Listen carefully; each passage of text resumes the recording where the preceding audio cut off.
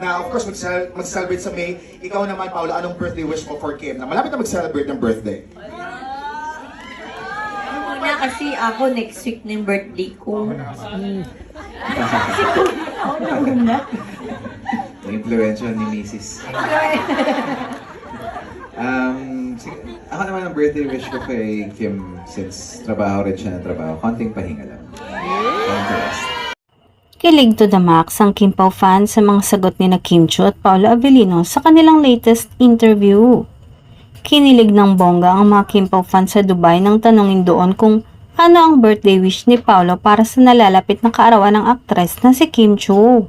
Say ni Paolo, since kay Kim ay trabaho siya ng trabaho, ang wish umano ni Paolo ay konting pahinga sa aktres.